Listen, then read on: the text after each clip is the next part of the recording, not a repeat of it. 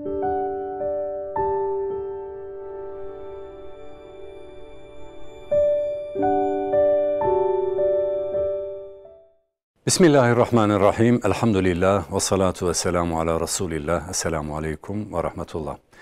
Değerli kardeşlerim, yeni bir programla karşınızdayız. Bu programda da bir roman çalışması takdim edeceğim. Hemen eserin künyesiyle başlayalım.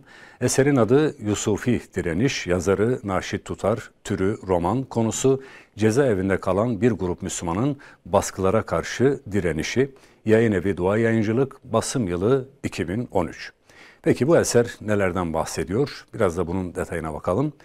Yazar Naşit Tutar tarafından kaleme alınan bu kitap, İslami düşüncelerinden dolayı Bingöl özel tip cezaevinde kalan mahkumların idarenin zulüm ve baskılarına karşı 27 Aralık 1998 ile 12 Ocak 1999 tarihleri arasında toplamda 16 gün sürdürdükleri barikat eylemini anlatmaktadır.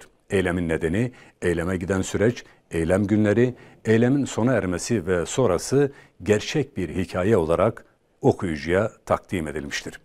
Kitabın içeriği özetle böyle. Peki bu kitap okuyucuya ne kazandırır? Neden okunmalı sorusuna da şu şekilde cevap verebiliriz. Kitap 28 Şubat sürecinde Müslümanlara yapılan zulüm ve baskıların zindan boyutunun bir kesetini ele almaktadır. Zindandaki Müslümanları birbirinden koparıp kişiliksizleştirmeye karşı yapılan direnişi anlatan bu kitap, zulme karşı baş kaldırışın, baskılara karşı boyun eğmeyişin, despotluğa karşı direnişin destanını ortaya koyan önemli bir çalışmadır. Bu kitap, hakiki imanı elde eden kainata meydan okuyabilir sözünün ispatıdır adeta.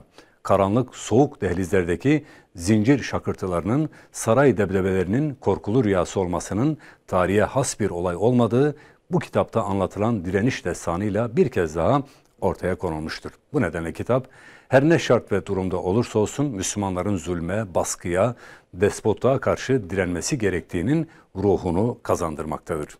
Bu kitap okunduğunda zulme boyun eğmek için hiçbir mazeretin olmadığı anlaşılacak, direnmek için silah gücüne veya sayısal çokluğa bakılmaması gerektiği, Müslümanın kalbindeki imanın direnmek için en güçlü silah olduğunun şuuruna varılacaktır. Bu nedenle bu güzel eseri de tüm kardeşlerimize önemli tavsiye ediyoruz. Okunmasında faydalar görüyoruz.